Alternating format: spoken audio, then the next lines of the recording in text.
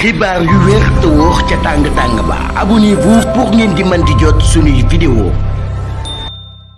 jërë ngeen jëf ci ànd gi ak ñun chaîne bii di Buzz 221 HD borom ñaari tur yi ab vaste réseau bu ñu daaneel ca Linguère di leen toppee mbirum mœurs ak mise en danger de la vie d'autrui.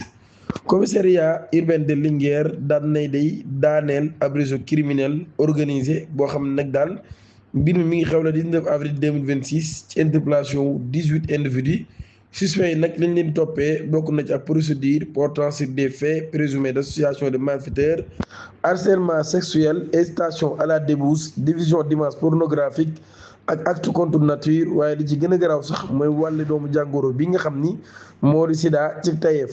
daaneel gi nga xam ne daaneel ko groupe boobee nag daan nay am ginnaaw plainte boo xam ni am mineur bu am 17 ans di ab apprenti coiffure nekk victime nag ci ab harcèlement boo xam ne nga doon def ci téléphone am. ci loolu yi nag daal moom suspect bi wala c'est principal suspect bi nag daal ginnaaw bi nga xamee ni daan nañu am ci moom indûment les coordonnées de la victime l'aurait sollicité de manière répétée pour des relations intimes. maanaam kon bi mu amee numéro coordonnées boobee day dafa doon sàkku ci moom nag ay relations intimes malgré mise en demeure bi nga xam nag employeur mi ngi ko doon def enquête daan nay révélé que ni nag c'est première mise en cause moom mii nag daal nekkul woon ni moom rek moo doon def li mu doon def. waaye ab groupe la woon boo xam ne groupe la bu ñu structuré ñu doon opéré ci diggante Linguère Daara Barkaji ak Mbacké.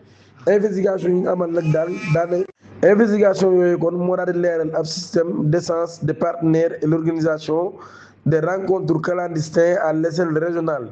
aspect bi nga xam ne nag moo ci gën a doy waar mooy dossier boobee nag daal ci ab volet sanitaire bu doy waar laa di am. membre yu bari ci groupe boobee daal di identifié dañoo am doomu jàngoro bii di sida ginnaaw ay examens médicaux yoo xam daal dañ koy amal. aurait sciemment entretenu des relations avec d'autres partenaires caractérisant ainsi une mise en danger délibérée de la vie d'autrui. exploitation technique bu téléphone portable yooyu nag daal ñu daal di koy saisir les enquêteurs ci boppam parmi les extraits des preuves accablantes daan nañ ci gis nag ay essences ay messages. ay photo ak ay vidéo caractère pornographique yoo xam ne day confirmer l'ampleur des activités du réseau. L'ensemble des mises en cause nag daal leen di placé en garde à vue ci investigation yi nga xam ne jamono ji kon ñu ngi koy amal ngir identifier ñeneen ñoo xam ne kon jàpp nañ ni dañoo bokk ci boobu lépp réseau wala ñuy def mbirum borom ñaari tur yooyee muy mbirum acte contre nature. dossier ASER AOPAO audition à la sûreté urbaine à la section de recherche. Jean-Michel Sène dépose une plainte contre le directeur général de l'agence sénégalaise d'électrification rurale ASER. Jean-Michel Sène daan nay déféré jeudi dernier la convocation de la section recherche de Colobane ci cadre dossier opposant l'ASER à PAO bu ñu sukkandikoo ci ay sources yu Seneweb. solution am nag daan nay joxe ay preuves enquêteurs yi moom Jean-Michel Sène ci boobu nag daal daan nay apporter lu ay preuves aux enquêteurs waaye tam daan nay joxe ay pistes. concernant des précédents. Les Sénégalais ci boppam nag daal seront surpris par ces faits. Ils sont portés à la connaissance du public, a déclaré maître Khadim Kébé au téléphone de Seneweb. avocat bu Jean-Michel Sène nag daan nay def ab révélation de taille.